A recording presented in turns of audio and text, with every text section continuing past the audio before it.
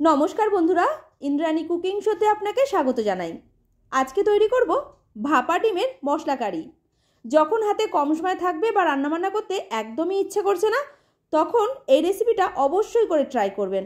যেমন কম সময়ে ঝটপট তৈরি হয়ে যায়, খেতেও কিন্তু চমৎকার স্বাদের হয়। গরম গরম ভাতের সাথে খেতে অপূর্ব লাগে। তাহলে চলুন ঝটপট এবার রেসিপিটা দেখে নেওয়া যাক।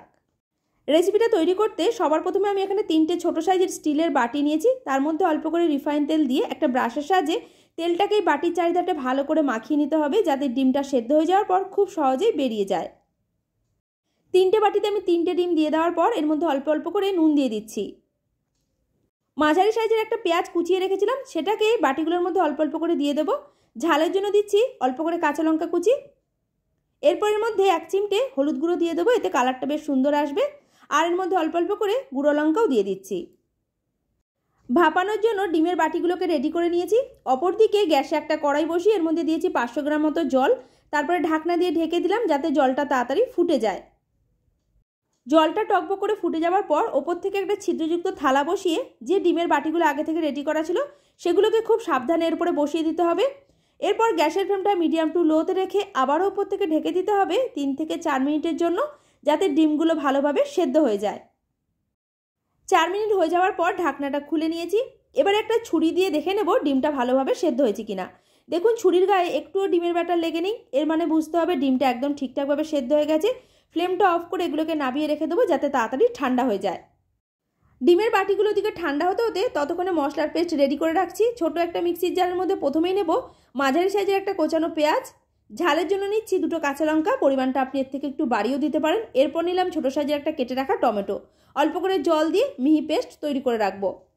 ডিমের বাটিগুলো এতক্ষণে পুরোপুরিভাবে ঠান্ডা হয়ে গেছে। এবার একটা চামচ নিয়ে সাইডগুলোকে ছাড়িয়ে নিলেই দেখবেন খুব সহজেই বেরিয়ে যাবে। ঠান্ডা হয়ে যাওয়ার পর কাজটা করবেন, তা না হলে কিন্তু ডিমগুলো বার করতে পারবেন না, সবকটা ভেঙে যাবে। রান্নাটা করার জন্য গ্যাসে কড়াই বসিয়ে দিয়েছি। এরপরের মধ্যে দিয়ে দিচ্ছি সরষের তেল 2 থেকে 3 টেবিল চামচ। আমি এই রান্নাটা সরষে তেলে করব যাতে খেতে বেশি ভালো লাগে। আপনি চাইলে সাদা তেলও দিতে পারেন। তেল ভালোমতোভাবে গরম হয়ে গেছে। এরপরের মধ্যে ভাপিয়ে রাখা ডিমগুলোকে দিয়ে দিলাম। তারপরে উল্টে পাল্টে একটু হালকা লালচে করে ভেজে নিচ্ছি।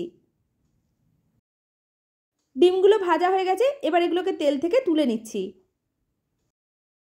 আমি এর মধ্যে আর তেল অ্যাড করছি না, আপনার প্রয়োজন হলে অল্প করে দিয়ে দিতে পারেন। এরপর বাদবাকি তেলটার মধ্যে দিলাম 1/2 চা চামচ গোটা জিরে। 30 থেকে 40 সেকেন্ড মিডিয়াম টু লো ফ্লেমে ভেজে নেওয়ার পর দিলাম ছোট সাইজের একটা কোচানো পেঁয়াজ। পেঁয়াজ খুব বেশি লাল করে ভাজার দরকার নেই, খুব বেশি লাল করে ভাজলে একটু তেতো তেতো লাগে। দেখুন এইভাবে যখন হালকা করে ভাজা হয়ে যাবে তখন এর মধ্যে দিয়ে দিলাম 1/2 চা চামচ আদা রসুনের পেস্ট। আদা আর রসুন আগে থেকে আমি বেটে রেখেছিলাম, তাই মশলা বাটার সময় ওর মধ্যে দিয়ে বাটিনি। আপনার যদি না থাকে 2 থেকে 3 কোয়া রসুন, 1/2 ইঞ্চি আদার টুকরো একসাথে মশলার মধ্যে দিয়ে বেটে নেবেন। পেঁয়াজের সাথে আদা আর রসুনটাকে মিনিটখানে কষিয়ে নেওয়ার পর এর মধ্যে দিয়ে দিলাম তৈরি করে রাখা মশলার পেস্ট। ফ্লেমটা মিডিয়াম টু লোতে আছে। এবারে মশলাটাকে খুব ভালোভাবে কষিয়ে নিচ্ছি যতক্ষণ না এর থেকে কাঁচা গন্ধটা চলে যায়। মশলা কষানোর সময় একসাথে কিছু গুঁড়ো মশলাও অ্যাড করে নিচ্ছি। প্রথমেই দিলাম 1 চা চামচ হলুদ গুঁড়ো, 1/2 চা চামচ দিচ্ছি জিরে গুঁড়ো, 1/2 চা চামচ লঙ্কার গুঁড়ো। কাঁচা লঙ্কা বেটে দিয়েছি তাই গুঁড়ো লঙ্কার পরিমাণটা একটু কম করে দিয়েছি। আর দিলাম পরিমাণ মতো নুন। মশলা কষানোর সময় অনেকটা শুকনো মনে হচ্ছিল, তাই অল্প করে জল দিয়ে দিলাম। তারপরে একসাথে খুব ভালোভাবে মিশিয়ে নিয়ে ফ্লেমটা মিডিয়াম টু লোতে রাখবো। তারপরে ঢেকে মশলাটাকে কষিয়ে নেবো 2 থেকে 3 মিনিটের জন্য।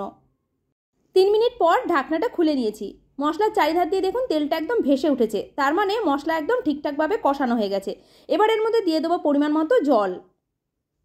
স্বাদের জন্য অল্প করে এর মধ্যে চিনি দিলাম, মিষ্টি দেওয়া সম্পূর্ণ অপশনাল। এরপর এর মধ্যে দিচ্ছি অল্প করে গরম মশলা গুঁড়ো, 2টো চিড়ে রাখা কাঁচা লঙ্কা। সবকিছু একসাথে ভালোভাবে মিশিয়ে নিয়ে গ্যাসের ফ্লেমটা হাইতে রেখে একটু অপেক্ষা করব যাতে গ্রেভিটা তাড়াতাড়ি ফুটে যায়। দেখুন গ্রেভিটা একদম টকবক করে ফুটে গেছে। এবার এর মধ্যে দিয়ে দিলাম আগে থেকে ভাপিয়ে রাখা ডিমগুলো। গ্রেভির স্বাদটা যাতে ডিমগুলোর ভেতর পর্যন্ত পৌঁছে যায় তাই মিডিয়াম টু লো ফ্লেমে ঢেকে রান্না করে নেবো 3 থেকে 4 মিনিটের জন্য। 4 মিনিট হয়ে গেছে, ঢাকনাটা খুলে নিয়েছি। ডিমের মশলা কারিটা দেখতে দেখুন কতটা আকর্ষণীয় লাগছে, খেতেও কিন্তু দারুণ স্বাদের হয়। গরম গরম ভাত, রুটি এইসবের সাথে পরিবেশন করবেন, খেতে দারুণ লাগবে। আজকের রেসিপি ভালো লাগলে লাইক, শেয়ার, কমেন্ট করে জানাবেন। আমার চ্যানেলে নতুন বন্ধু হয়ে থাকলে চ্যানেলটিকে সাবস্ক্রাইব করে পাশে থাকা বেল আইকনটা প্রেস করে রাখবেন। পুরো ভিডিওটা দেখার জন্য আপনাকে অসংখ্য ধন্যবাদ।